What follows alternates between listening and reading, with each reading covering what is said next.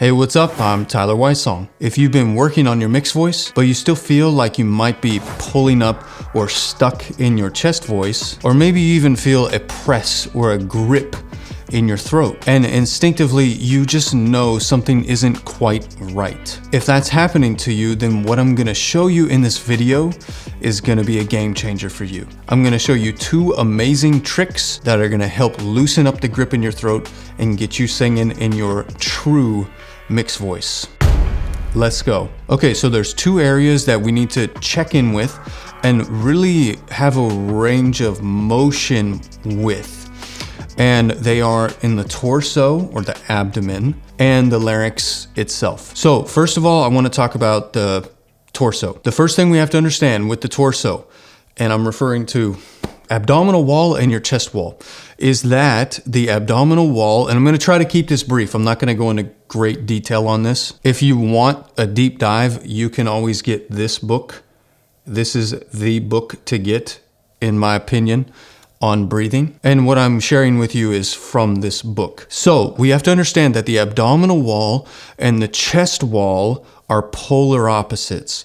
So that simply means when the abdominal wall comes in, the chest goes out. When the abdominal wall goes out, like if I stick my stomach out, the chest is gonna go in. We're gonna keep it very simple. We're not gonna break the whole body apart and make this a very complex thing. We're gonna keep it as simple as that. So the main question we have to ask with breathing is, how are we going to pressurize the air? So we can use the abdominal wall as the primary driver of air, or we could use the rib cage as the primary driver of air, or really a combination of both. I like to use the rib cage as the primary driver of air. And it's been shown that that's actually what most singers actually do, regardless of what they think they're doing. You see, in singing, we have something called real versus feel.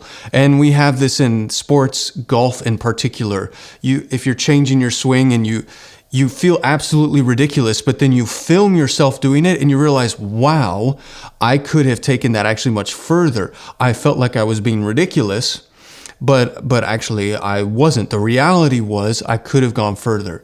That's what's going on with singing too. We have all these perception deceptions, these real versus feel things that we have to work through. So if we want to get that rib cage to be kind of the primary driver, not exclusively, but the primary driver of that air pressure, how do we go about doing that? Well, let's think about what I just said earlier. If the abs are coming in, the chest is coming out. So that means the abdominal wall would be the primary driver there, which is basically pushing up against the guts, squeezing the guts up against the diaphragm, which does pressurize the air, but the diaphragm is only in contact with the lower portion of the lungs and only approximately about 30% of the lungs. So when you use the abs, when you do this kind of thing, like that, it's actually not that efficient to move air if you're doing that as your primary way. But if we can use the rib cage and get the small, subtle flexus of the rib cage involved, it's going to move air more efficiently. And something I've found is it releases that grip in the neck. So I said I wasn't going to go into much depth on that. So let's move on. And here's the sequence that I want you to do. And it's very simple. And it's straight from Thomas Hickson's book in the last chapter that he gives on some exercises that you can do. And this is with shape change. So what I want you to do is just imagine move your stomach out halfway. So not all the way, but about halfway. So I'm literally just letting my stomach come out halfway. I'm not going too far with it. And I'm going to notice that my chest is falling a little bit as I do this. Okay. Now I'm going to pulse some air now, like on an SH. And I'm going to make that same action. That is maybe an exaggeration, that little outward pulse of the abdomen. And I'm not making a big fuss if it's my lower or my upper. It's just the whole thing. When I'm doing that, my rib cage is moving because they're polar opposites. It's impossible to move the stomach out and the rib cage not go like this. So I know that I'm getting that rib cage involved to start moving air. I also notice, and I'll actually just demonstrate this for you on a whisper, if I do the inward one on a whisper, listen to what it does to the whisper. Okay, now watch the outward one. Do you hear the change? You can almost hear when the inward one, when I do that one, it creates almost like a strangled sound. Like that. And I'm not doing that here. It's a reaction to what the abdomen is doing. Okay, so that's the first thing. So you could play around with adding voicing to this, and like even just on like some warm-up exercises, like a raspberry, for example. And what I'm gonna do is I'm just gonna pulse it on every note.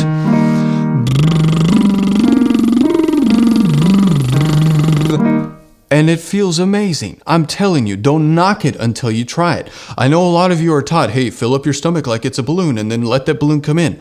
And what I'm saying is actually the opposite of that. So people say, well, where am I taking my breath into? Well, your lungs are actually in your chest. And so when you take a breath in, if you go like this, you fill your rib cage up, and then we're gonna use that rib cage when we're singing. Like I said, just try it out. I bet you it's going to feel better.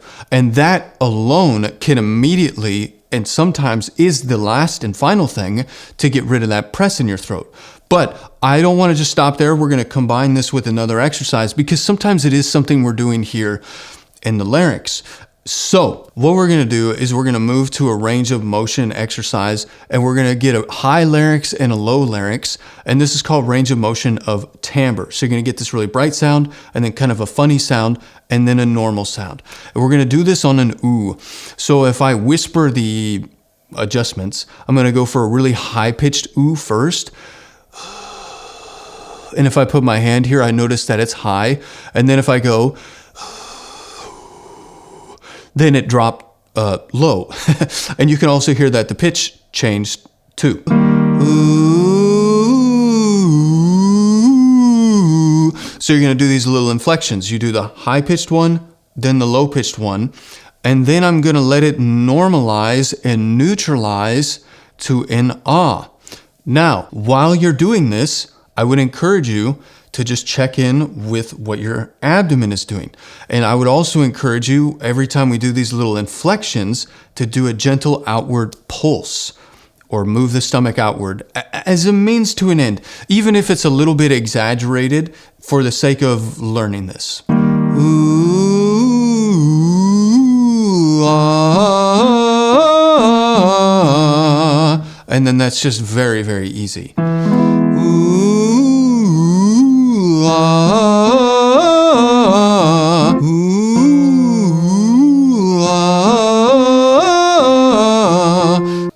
Can we talk for a minute? Girl, I wanna know your name. And I'm just monitoring here, and I'm noticing, is there any moment where my stomach wants to go, eh? And look at what it does. If I tighten my abs like that, and I forcefully bring my abdomen in, my chest is gonna go like this, and my throat is gonna lock. It's gonna take me into that Valsalva maneuver. So there's a lot of moving parts here, but my gosh, this combination of getting a range of motion of the abdomen. So it's not like I wanna just reiterate here and be very clear. I'm not trying to like push muscles out or hold anything out. I'm literally just going, I'm just relaxing the stomach out basically. Even if that again is more than what I will do in the end result, it's training me to use the rib cage primarily to move the air. And then when we do this range of motion of timbre, that's training me that I don't need to have a high larynx or a low larynx. I can do whatever I want regardless of where I am in pitch, because we tend to get locked. We tend to think as I go higher, my larynx has to go higher. That's not true. And if I go lower, I have to push my larynx down. That's also not true. You can do anything that you want. Ultimately, the larynx hanging in kind of a neutral position is going to be better. So, you know, like you could play around with this, taking this up much higher as well. When a man, you see right there, my stomach whoosh, comes out. When a man.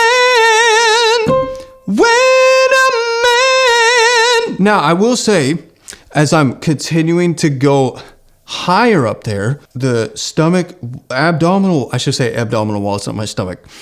But the abdominal wall is being pushed out, but the abs are starting to resist that. And this is what I do believe is appoggio.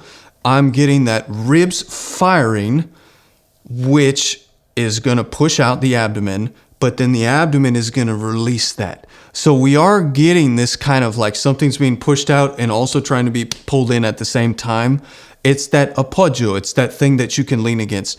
It seems really complicated if you hear it just like that, but it becomes very simple to understand if you just move your abdomen around. Try these out. I really hope it helps you. So these little tips are amazing, and I do hope that they help you. But I have to mention, you absolutely need to be applying tips like this into a daily routine, some kind of systematic approach that you're working on to build the muscles of your voice. If you're looking for something like that and you're ready for a routine like that, I made something for you. It's called the 4 Laws of Vocal Technique.